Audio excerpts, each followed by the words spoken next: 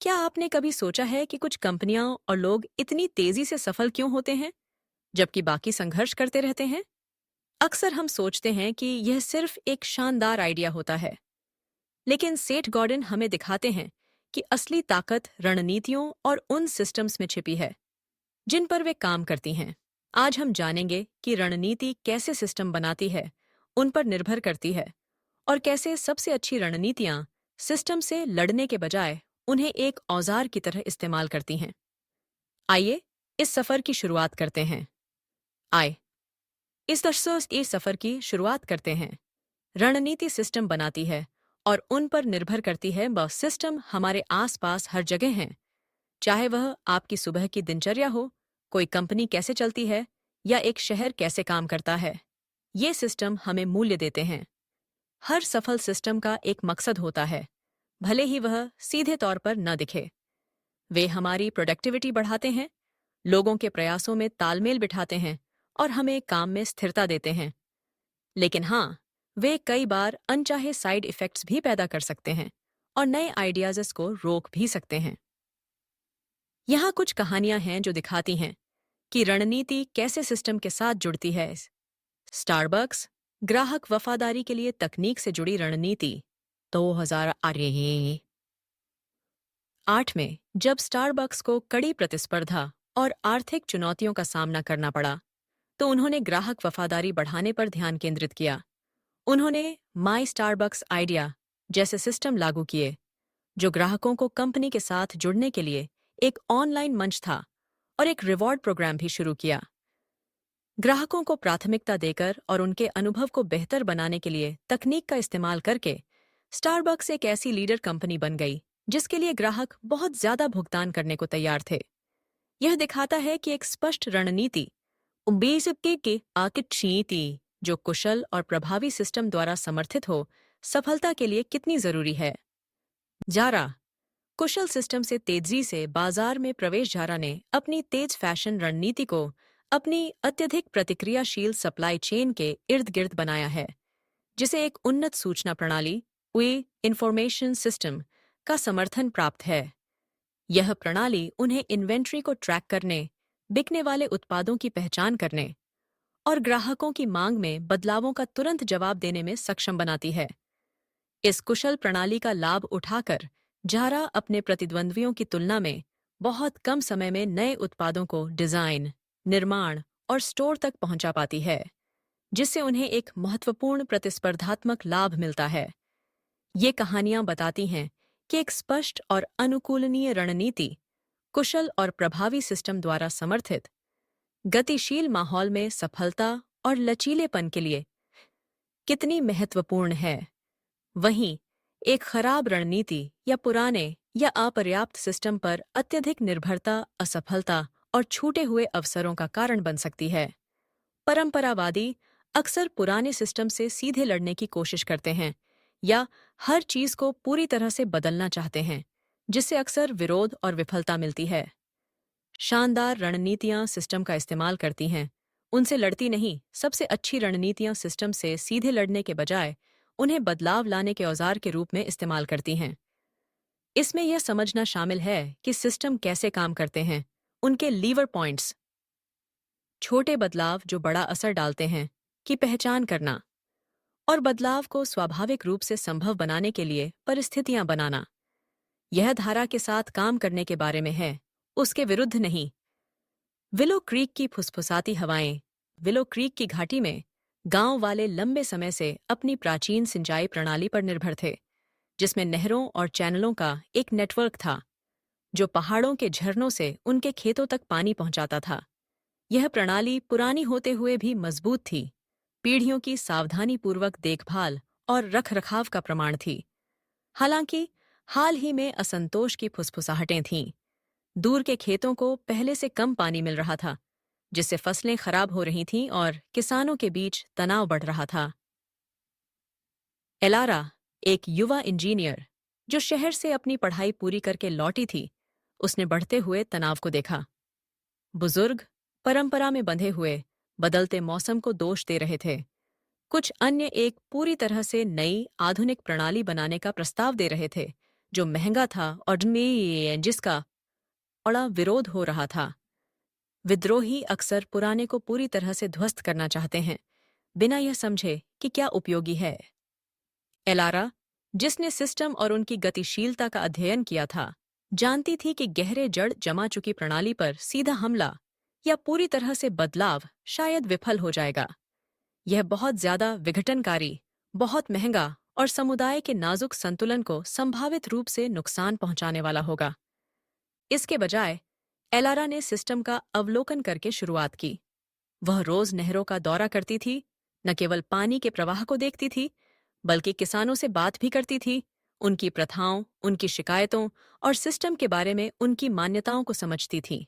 उसने पुरानी संकरी नहरों में छोटे, लगभग अदृश्य तलछट के जमाव और प्राकृतिक परिदृश्य में सूक्ष्म बदलावों के बारे में जाना, जो पानी के वितरण को प्रभावित कर रहे थे।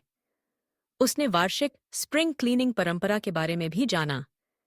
यह वह समय था जब ग्रामीण सामूहिक रूप से नहरों से मलबा साफ करते थे। यह एक गहरी जड़ जमा चुकी परंपरा थी, जिसमें साझा उद्देश्य और सामुदायिक भावना निहित थी। यह सिस्टम का ही एक हिस्सा था।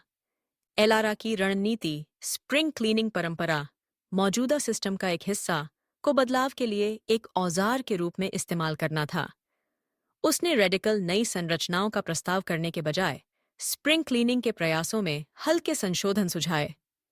उसने गहरे तलछट को साफ करने के लिए एक नया हल्का उपकरण पेश किया और एक सरल दृश्य मार्गदर्शिका विकसित की, जिसमें दिखाया गया कि नहरों के विशिष्ट खंड एक दूसरे पर कैसे निर्भर थे। धीरे धीरे ग्रामीणों ने प्रभाव देखना शुरू कर दिया। पानी दूर के खेतों तक अधिक स्वतंत्र रूप से बहने लगा, फसल में सुधार हुआ और गांव में तनाव कम हो गया। एलारा ने कोई नया सिस्टम थोपा नहीं था। उसने मौजूदा सिस्टम का इस्तेमाल किया था, उसकी गतिशीलता और परंपराओं को समझा था और धीरे धीरे उसे एक बेहतर भविष्य की ओर निर्देशित किया था।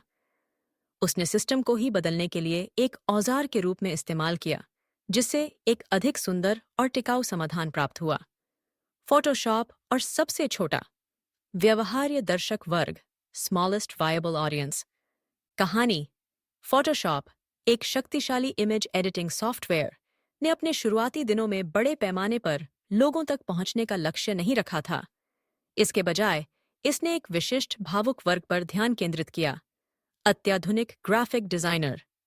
केवल 5,000 ऐसे डिजाइनरों को इसे अपनाने की आवश्यकता थी। फोटोशॉप ने उस समुदाय के भीतर एक वफादार अनुयायी वर्ग बनाया। घोड़िन का सबक, सभी को खुश करने की कोशिश करने के बजाय और अंत में किसी को खुश न करने के बजाय गॉर्डिन सबसे छोटे व्यवहार्य दर्शक वर्ग के विचार का समर्थन करते हैं। इस छोटे, विशिष्ट समूह को खुश करके फोटोशॉप ने एक ऐसा इकोसिस्टम बनाया जिसने इसे फलने फूलने और अंततः अपनी पहुंच का विस्तार करने की अनुमति दी, यह साबित करते हुए कि एक केंद्रित दृष्टिकोण व्यापक सफलता दिला सकता है।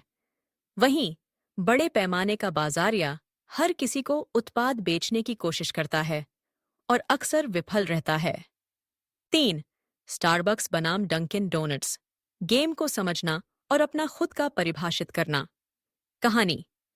स्टारबक्स ने जानबूझकर खुद को डंकिन डोनट्स जैसे प्रतिद्वंद्वियों के ग्रैब एंड गो मॉडल से दूर रखा। उनकी रणनीति एक ऐसा अनुभव बनाना था जहां ग्राहक रुक सकें, काम कर सकें या मेलजोल बढ़ा सकें।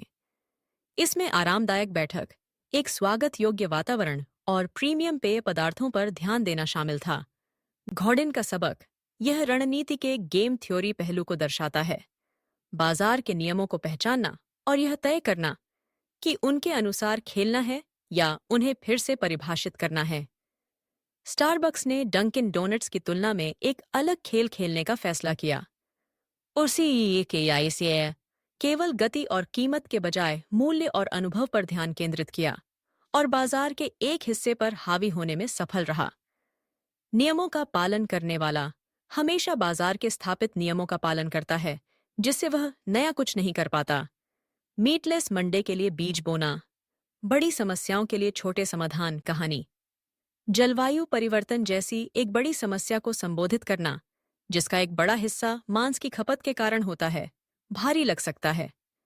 कट्टरपंथी बदलावों की मांग करने के बजाय गॉर्डन स्कूलों की कैंटीन में मीटलेस मंडे जैसे छोटे आई सीसनी के छोटे कार्रवाई योग्य कदमों की वकालत करने का सुझाव देते हैं।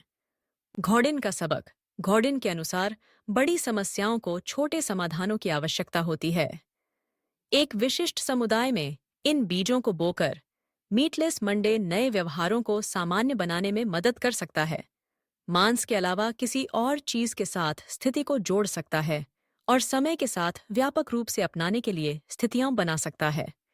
यह क्रमिक दृष्टिकोण मौजूदा सिस्टम के भीतर काम करना एक कठोर तत्काल बदलाव को मजबूर करने की कोशिश करने से अधिक प्रभावी है।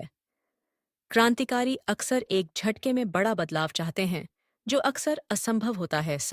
5 अमेज़न का बदलाव, सहानुभूति और विश्वास खोना कहानी। अमेज़न ने शुरुआत में ग्राहक केंद्रितता और एक बेहतर उपयोगकर्ता अनुभव प्रदान करने की रणनीति पर अपना साम्राज्य बनाया। हालांकि विया गीस विज्ञापन राजस्व को प्राथमिकता देने के हालिया बदलाव के कारण एक अव्यवस्थित उपयोगकर्ता इंटरफेस बन गया है, जहां सबसे अच्छा खोज परिणाम प्रायोजित उत्पादों के नीचे दब सकता है।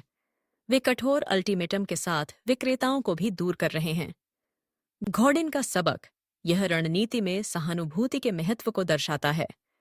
जब एक सिस्टम का डिजाइन इनीस जैसे खोज परिणाम उपयोगकर्ता के सर्वोत्तम हित से दूर हो जाता है और पूरी तरह से आंतरिक मैट्रिक्स जैसे विज्ञापन राजस्व पर ध्यान केंद्रित करता है, तो यह उस विश्वास को नष्ट कर देता है जिसे इतनी मेहनत से बनाया गया था। सहानुभूति के बिना एक शक्तिशाली मंच भी अपने दर्शकों को खोने का जोखिम उठाता है। स्वार्थी मैट्रिक्स से संचालित व्यक्ति केवल अपने फायदे के लिए काम करता है, जो लंबे समय में विश्वास खो देता है। तो अब आपकी बारी है। अगर आपको यह जानकारी पसंद आई और आप अपनी रचनात्मकता को निखारने के ऐसे ही और तरीके सीखना चाहते हैं, तो इस चैनल को सब्सक्राइब करना न भूलें। और हाँ, बगल में घंटी वाला आइकन भी दबा दें, ताकि आप हमारे आने वाले किसी भी वीडियो को मिस न करें। जुड़े रहें और अपनी प्रैक्टिस को जारी रखें।